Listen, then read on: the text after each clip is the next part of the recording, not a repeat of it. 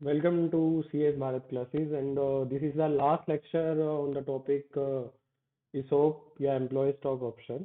Last class में हमने कुछ टॉपिक्स पढ़ लिए थे कि कैसे कंपनी इम्प्लीमेंट करेगी स्कीम को ट्रस्ट के थ्रू।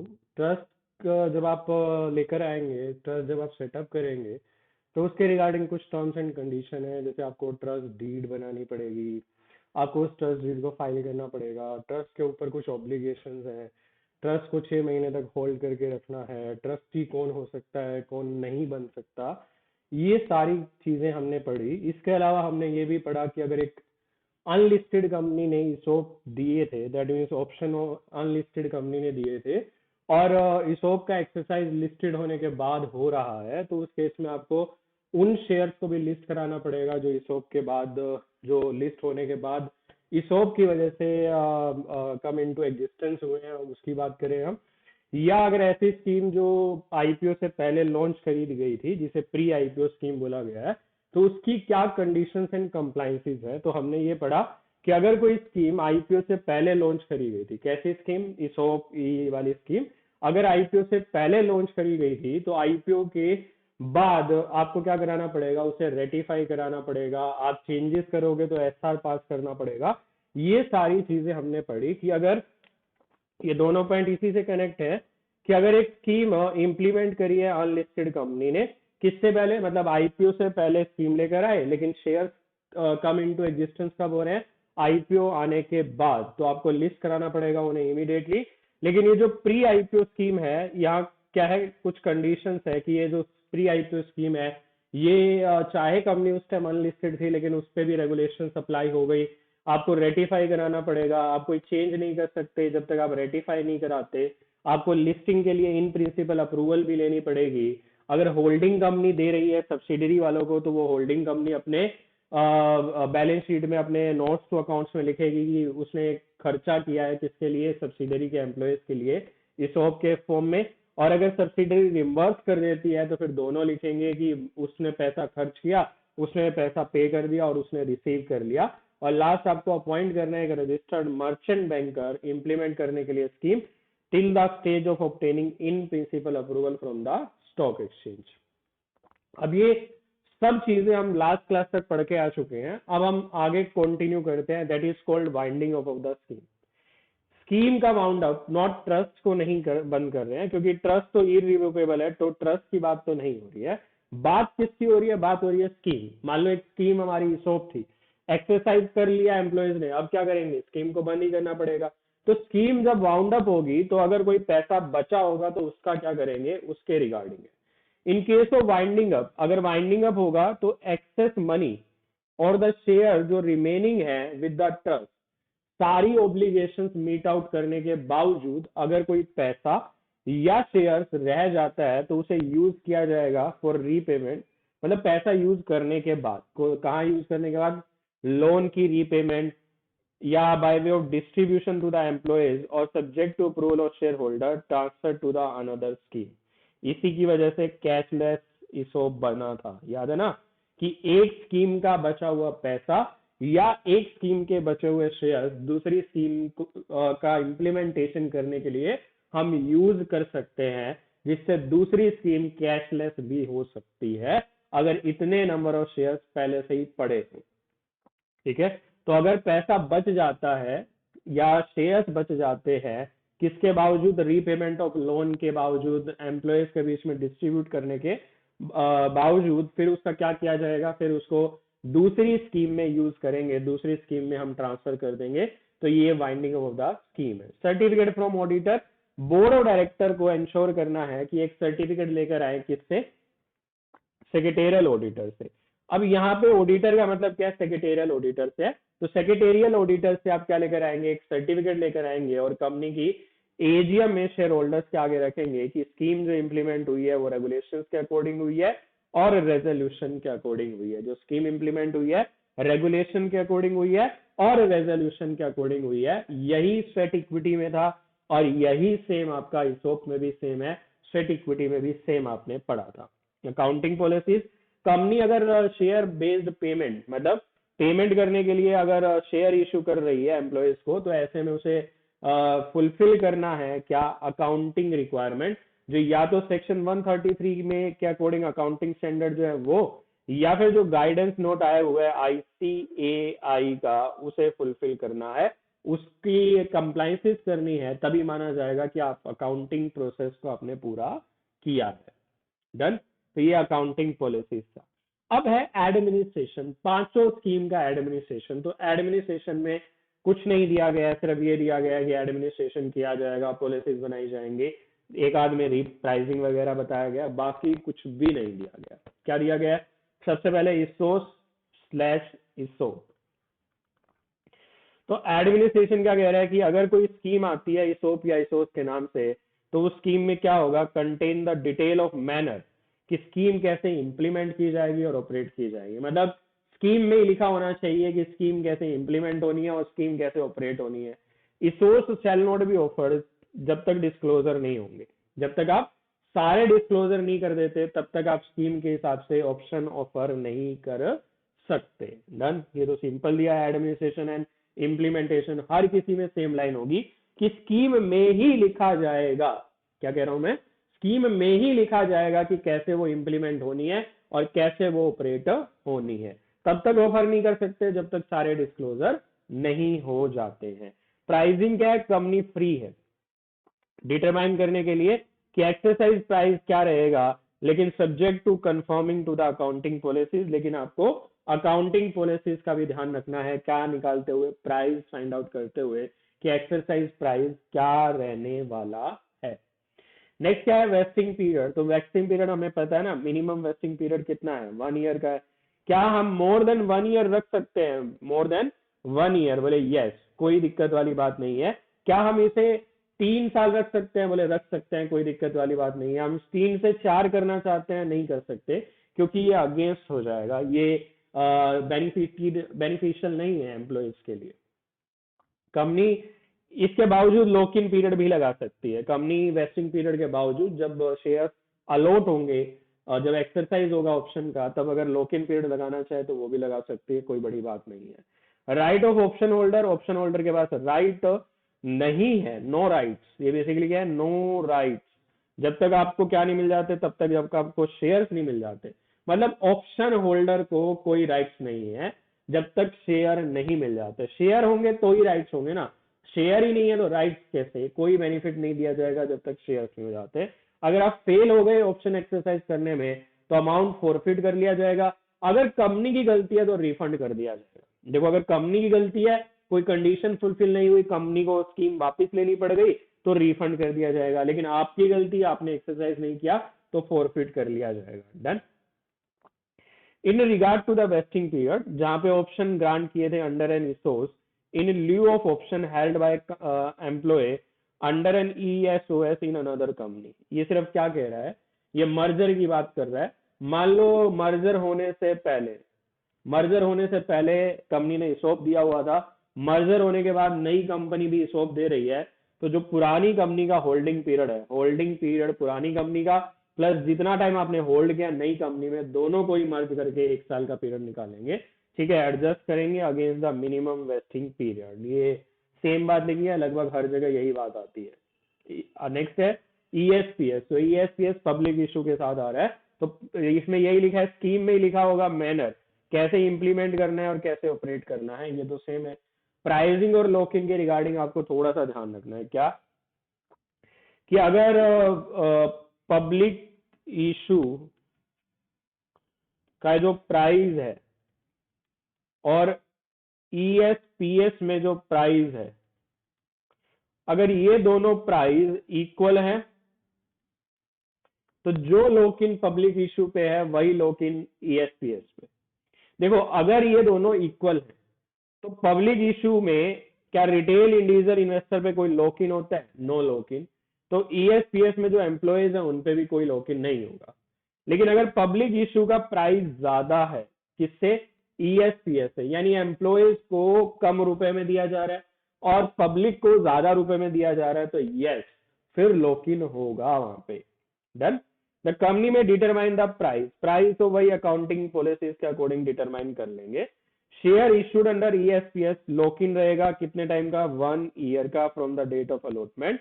लेकिन अगर शेयर इशू किए गए एम्प्लॉयज को सेम प्राइस पे, जिस प्राइस पे पब्लिक को दिए गए हैं, तो फिर वहां पे कोई लॉक इन नहीं रहेगा। याद रखना, अगर प्राइस कम है एम्प्लॉयज वाला तो लॉक इन रहेगा, यानी ईएसपीएस का price, employee stock purchase scheme का प्राइस अगर कम है किससे, इशू प्राइस से, पब्लिक इशू प्राइस से, तो लॉक इन वहां पे रहेगा। लेकिन अगर इक्वल प्राइस है तो कोई लॉक इन नहीं रहेगा। और ये सेम वही मर्जर और या फिर ट्रांसफरी कंपनी की बात की गई है, सेम वही दिया गया। नेक्स्ट है स्टॉक एप्रिसिएशन राइट स्कीम। तो स्टॉक एप्रिसिएशन राइट स्कीम में भी पहला पॉइंट तो वही है कि स्कीम में ही लिखा होगा मैनर, तरीका स्कीम में ही लिखा होगा कि कैसे इंप्लीमेंट करी जाएगी ये स्कीम। वैसे कंपनी के पास फ्रीडम है ये इंप्लीमेंट करना है, कैश सेटल्ड करना है या इक्विटी सेटल्ड करना है। मतलब जो बेनिफिट लास्ट में आएगा तो बेनिफिट कैश की फॉर्म में एम्प्लॉय को देना है या इक्विटी की फॉर्म में देना है, ये कंपनी फ्री है डिसाइड करने के लिए। कोई एसएआर तब तक ऑफर नहीं किए जाएंगे जब तक आप डिस्क्लोजर नहीं कर देते। जब तक डिस्क्लोजर नहीं हो जाते तब तक कोई एसएआर नहीं ऑफर किए जाएंगे। ठीक है, फिर क्या कह रहे हैं कि अगर settlement result in fractional share, अगर सेटलमेंट हुई और कोई फ्रैक्शनल मतलब फ्रैक्शन में शेयर्स आए तो फिर कैसे करेंगे। देखो, अगर मैं ये कहूं कि मैं इक्विटी सेटल्ड की बात कर रहा हूं कि बेनिफिट जो दिया जाएगा in the form of share दिया जाएगा। बेनिफिट कैसे दिया जाएगा, शेयर की फॉर्म में दिया जाएगा। और मान लो 50 रुपए का बेनिफिट है और 50 रुपए में 5.5 शेयर आ रहे हैं। 50 रुपए में कितने आ रहे हैं, 5.5 शेयर। तो 5 शेयर तो मैं दे दूंगा क्योंकि इक्विटी सेटल्ड है, इक्विटी ही तो देनी है, 5 तो दे दूंगा। लेकिन आधा शेयर जो बैलेंस है वो कैश में दिया जाएगा, जो बैलेंस है वो कैश में दिया जाएगा। और लास्ट वही मर्जर अमलगमेशन लिखा है कि मर्जर कंपनी में मर्ज और हो गया, पहले वाली कंपनी में थे दूसरे वाली कंपनी, सेम वही सेटलमेंट होगा, वही सारी चीजें दी गई है। डन। नेक्स्ट है जनरल एम्प्लॉयज बेनिफिट्स की और रिटायरमेंट बेनिफिट्स की। अब आपको यहां याद करना पड़ेगा कि यहां पे शेयर किसके हैं, कंपनी के एंड लिस्टेड होल्डिंग कंपनी के। मतलब यहां पे दो चीजें याद रखनी है कि ये जो जनरल एम्प्लॉयज बेनिफिट स्कीम है, अगर आपको डेफिनेशन याद हो तो डेफिनेशन में लिखा था कि जहां सब्सक्राइब कर रहे हैं कंपनी के शेयर या लिस्टेड होल्डिंग कंपनी के शेयर। इसी तरह आरबीएस में भी यही था। पहला पॉइंट तो वही है कि स्कीम में ही लिखा होगा मैनर किस तरह से इंप्लीमेंट करना है। आरबीएस में भी सेम लिखा है कि इंप्लीमेंट किया जाएगा subject to compliance with regulation and provision of the other law in force in relation to retirement benefit. जो अदर लॉज रिटायरमेंट के रिगार्डिंग रहेंगे उनको ध्यान में रख के सेकेंड पॉइंट यही कह रहा है कि डिटेल द बेनिफिट और मैनर जिस तरह से ये इंप्लीमेंट किया जाएगा। ये स्कीम में ही लिखा होगा कि कैसे उसे इंप्लीमेंट करना है। जो आपको ध्यान देना है वो सेकंड पॉइंट है कि total asset of the scheme कितनी हो सकती है। कह रहे total asset of the scheme. Asset का मतलब क्या है, इन्होंने देखो क्या किया है, इन्होंने इन्वेस्ट ही तो किया है। मतलब कंपनी ने एक ट्रस्ट सेटअप किया, ट्रस्ट ने इन्वेस्टमेंट किया है किसमें, कंपनी के शेयर्स में, होल्डिंग कंपनी के शेयर्स में जो लिस्टेड है, या किसी और जगह इन्वेस्टमेंट ही तो करी है ना। तो टोटल एसेट इस स्कीम की कितनी हो सकती है, तो कह रहा है the share of a company और share of its listed holding company shall not exceed 10% of the book value or market value or fair value of total asset of the scheme, whichever is lower।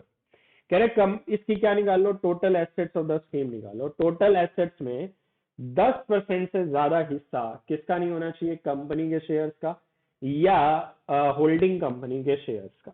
ठीक है, देखो समझो क्या कह रहा है, share of company या shares of listed company किससे ज्यादा नहीं होना चाहिए, नॉट एक्सीड 10%। 10% किसका, total asset of the scheme. तो total asset of the scheme की वैल्यू मान लो कितनी है, 100 करोड़ है, तो इसका 10% क्या होना चाहिए, 10% से ज्यादा नहीं, कंपनी के शेयर्स।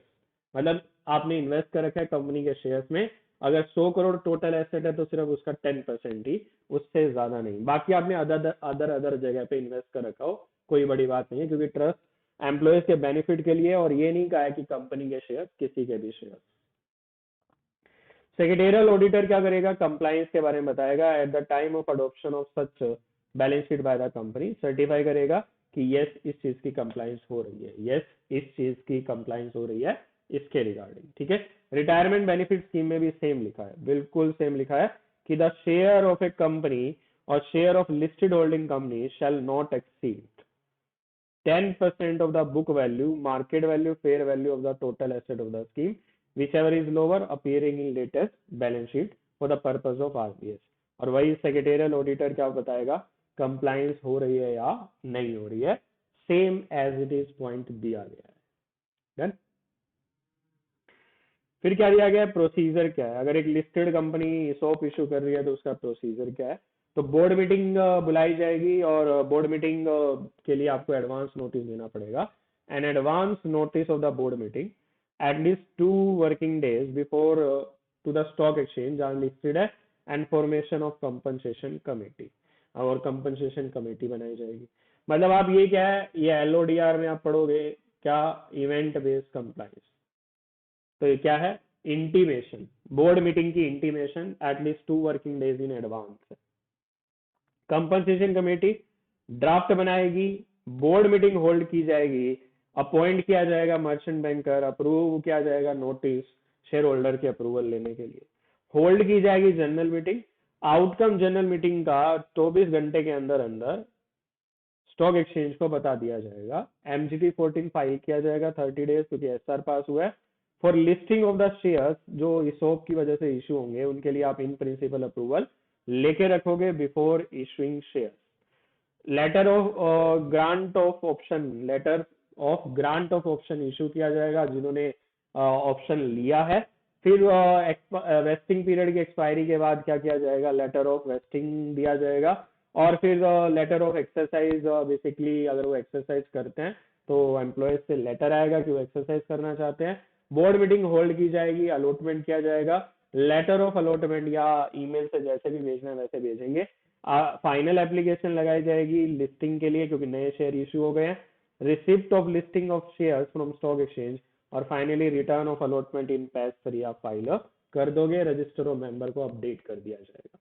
सिंपल दिया गया है, ऐसा कोई बड़ा टॉपिक नहीं है, ऐसा कुछ ऐसा नहीं है। लेकिन प्रोसीजर काफी इंपॉर्टेंट रहते हैं, क्योंकि पूछे जा सकते हैं प्रोसीजर, इसीलिए काफी इंपॉर्टेंट टॉपिक्स होते हैं। लास्ट आपको क्या दिया गया है, SEBI PIT regulation, prohibition of insider trading. अब ये क्या कह रहा है कि कहीं इसोप ईएसपीएस का एक्सरसाइज कॉन्ट्रा ट्रेड तो नहीं है, कहीं इसोप ईएसपीएस का एक्सरसाइज कॉन्ट्रा ट्रेड तो नहीं है। देखो मेरे पास क्या है, मेरे पास इनसाइडर, मेरे पास मान लो मेरे पास यूपीएसआई है, और यूपीएसआई अगर मेरे पास है तो रेगुलेशन 4 पीआईटी रेगुलेशन का रेगुलेशन 4 क्या कहता है, नो ट्रेड, कोई ट्रेड नहीं करनी है while in possession of UPSI, while in possession of UPSI, कि जब मेरे पास यूपीएसआई है तो मैं कोई ट्रेड नहीं कर सकता हूं।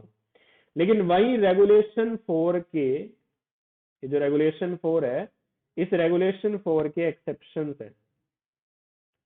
एक्सेप्शंस में क्या आता है कि अगर मुझे इसोप एक्सरसाइज करना है जहां प्राइस प्री डिटरमाइंड है, जहां प्राइस प्री डिटरमाइंड है और मुझे इसोप एक्सरसाइज करना है, तो मैं इसोप एक्सरसाइज कर सकता हूं, इसमें कोई दिक्कत वाली बात नहीं है। ठीक है, तो मैं क्या कह रहा हूं, रेगुलेशन 4 में लिखा है, रेगुलेशन 4 में लिखा है कि कोई ट्रेड नहीं कर सकते जब आपके पास क्या हो, जब आपके पोजेशन में यूपीएसआई हो। लेकिन एक्सेप्शन में लिखा है कि सोप अगर पहले का दिया गया है और उसका एक्सरसाइज पीरियड उस टाइम पीरियड में आ रहा है जब मेरे पास यूपीएसआई है, तो मैं ट्रेड कर सकता हूं, लेकिन प्राइस क्या होना चाहिए, प्री डिटरमाइंड होना चाहिए। अब ऊपर तो यही दिया गया है, जो ऊपर आपको पैराग्राफ है उसमें यही दिया गया है कि नो इनसाइडर, ये कहाँ लिखा है, ये रेगुलेशन 4 में लिखा है कि कोई इनसाइडर ट्रेड नहीं करेगा जब उसके पोजेशन में क्या होगा, यूपीएसआई होगा। ठीक है, हाउएवर इनसाइडर, एक्सेप्शन क्या है इसका, एक्सेप्ट एक insider may prove his innocence by demonstrating the circumstances that transaction in question was undertaken pursuant to exercise of stock option. कि लेकिन अगर एक इनसाइडर अपनी इनोसेंस प्रूव कर दे किस तरह से, ये दिखा के कि जो ट्रांजेक्शन की बात हो रही है वो ट्रांजेक्शन तो इस सोप की वजह से हुई है, pursuant to exercise of stock option in respect of which exercise price predetermined था in compliance with applicable provision. तो यह एक्सेप्शन है कि ये इनसाइडर यूपीएसआई होने के बावजूद आप कर सकते हो। Does Contra trade restriction, Contra trade restriction क्या होती है कि कोई इनसाइडर बाय करने के 6 मंथ्स के अंदर अंदर सेल नहीं कर सकता। ठीक है, कॉन्ट्रा ट्रेड क्या है, अभी बाय किया थोड़ा टाइम में सेल कर दिया, that is called Contra trade. अभी बाय किया फिर सेल कर दिया, क्यों किया, मतलब बाय किया था सेल किस लिए, फिर तो कॉन्ट्रा ट्रेड है। तो ये रेस्ट्रिक्शन होती है इनसाइडर के ऊपर। इनसाइडर्स को मना होता है कि बाय करने के 6 महीने के अंदर अंदर आप सेल नहीं कर सकते। तो अगर मान लो किसी ने परचेज किए हैं अभी शेयर और अभी वो इस सोप में फिर से शेयर्स ले ले, तो ये तो परचेज परचेज है, कॉन्ट्रा ट्रेड नहीं है। लेकिन अगर वो इस सोप वाले शेयर्स को सेल कर दे, सेल कौन से के याद रखना, इस सोप वाले, नॉट ये परचेज वाले। अगर ये परचेज वाले सेल कर दे तो कॉन्ट्रा ट्रेड। इस सोप वाले सेल किए जा रहे हैं, ये एक्सरसाइज हुआ था इस सोप का जिसकी वजह से शेयर्स मिल गए, ये सेल किए जा रहे हैं सोप वाले शेयर्स, तो ये कॉन्ट्रा ट्रेड नहीं है। इसी तरह अगर शेयर सेल किए थे फिर इसोप में आपने परचेज कर लिए, ये कॉन्ट्रा ट्रेड नहीं है। इसोप वाले सेल कर दिए, ये कॉन्ट्रा ट्रेड नहीं है। नीचे यही दिया गया है कि क्या कॉन्ट्रा ट्रेड रेस्ट्रिक्शन जो सेबी के पीआईटी रेगुलेशन के शेड्यूल बी में आता है वो अप्लाई होगा इसोप के ऊपर। And the sale of shares so acquired, अगर हम इसे एक्वायर करें या बेचे दोनों पे, तो exercise of ESOPs not consider to be trading except for the purpose of chapter C. However other provision आपको देखने पड़ेंगे। फॉर एग्जांपल, अगर डेजिग्नेटेड पर्सन ने सोल्ड किए या परचेज किए शेयर, एक चीज या तो सेल किया या परचेज किया, तो अगर वो सब्सक्राइब कर रहा है और एक्सरसाइज कर रहा है ईएसपीएस, तो यहाँ पे कोई कॉन्ट्रा ट्रेड नहीं है। अगर डेजिग्नेटेड पर्सन ने एक्वायर किए होंगे तो और अंडर इसोप और सब्सिक्वेंटली वो इन्हीं इसोप वालों को क्या कर रहा है, ट्रेड कर रहा है, सेल कर रहा है, कुछ भी कर रहा है, तो ये कॉन्ट्रा ट्रेड नहीं है। इसी तरह अगर मान लो उसने कोई परचेज किए थे फिर उसने इसोप एक्सरसाइज किया, अब वो सेल अगर करता है तो कॉन्ट्रा ट्रेड है, लेकिन अगर वो इस सोप वाले शेयर्स बेच रहे हैं तो वो कॉन्ट्रा ट्रेड नहीं है। ठीक है, बस यही दिया गया और कुछ नहीं दिया गया, सिंपली यही दिया गया। 6 महीने के अंदर अंदर अगर परचेज सोल्ड हो रहा है तो कॉन्ट्रा ट्रेड है, लेकिन इस सोप वाले शेयर्स पे ये अप्लाई नहीं है। डन, ये आपका चैप्टर हो गया मेरी तरफ से, जहां हमने 4 चीजें पढ़ी हैं। दैट मीन्स हमने सबसे पहले क्या पढ़ा, हमने सबसे पहले पढ़ा बोनस इशू, बोनस के बाद हमने पढ़ा डीवीआर, डीवीआर के बाद हमने पढ़ा स्वेट, और लास्ट हमने इसोप एम्प्लॉय स्टॉक ऑप्शन पढ़ लिया। तो ये चारों टॉपिक हो चुके हैं हमारे नॉन फंड बेस्ड के, जहां हमने क्या पढ़ा, non fund based Indian equity, non fund based Indian equity तो इश्यू हो रही है लेकिन नॉन फंड बेस्ड है, पब्लिक से पैसा रेज नहीं किया जा रहा है बल्कि अलग अलग पर्सन से आ रहा है। बोनस में तो आ ही नहीं रहा, डीवीआर में आ रहा है, आपका इसोप में हो सकता है आ रहा हो सकता है ना आ रहा हो, और इसी तरह क्योंकि कैशलेस एक्सरसाइज ऑफ इसोप भी अवेलेबल है। और इसी तरह लास्ट हमने जो स्वेट इक्विटी पढ़ा वहां भी हमने पढ़ा था कि अगर एसेट के बदले में है तो कंपनी को कोई कैश नहीं मिला है, बल्कि एसेट साइड में एक एसेट बढ़ गई और लाइबिलिटी साइड में स्वेट इक्विटी नाम के शेयर्स बढ़ गए। तो ये 4 चीजें एज इट इज एक्जी वाली थी, इसमें कुछ नया नहीं था, कुछ ऐसा था नहीं जो आपको दिक्कत करे, क्योंकि सेम एज इट इज पूरा का पूरा आप एग्जीक्यूटिव में पढ़ के आ चुके हो। इसी तरह आपका एक चैप्टर और होगा जहां हम क्या पढ़ेंगे, सेक्शन 186 ऑफ कंपनीज एक्ट पढ़ेंगे, वो भी पूरा का पूरा चैप्टर आपने पढ़ रखा है। तो ये कुछ चैप्टर्स हैं जो आपके इजी हैं, रिकॉर्डेड क्लास से हो जाएंगे। बाकी आपकी फिजिक्स, आपकी लाइव क्लासेस चल रही हैं डेली बेसिस पे, जहां आप बची हुई चीज़ों को कर सकते हैं जो अलग है। जैसे अभी हमारा जो आईसीडीआर है वो हमने किया, आईसीडीआर के बाद ये आपके 3-4 छोटे छोटे टॉपिक्स हैं जो जिसमें आपको दिक्कत भी नहीं है, और 186 में भी आपको कोई दिक्कत नहीं होगी, लेकिन जो नए चैप्टर हैं वो कोशिश करेंगे कि लाइव क्लासेस में ही हो। ठीक है, फिर आज के लिए इतना ही, बाय बाय, टेक केयर। ये चैप्टर मेरी तरफ से कंप्लीट है। कोई डाउट हो तो आप कमेंट में छोड़ सकते हैं।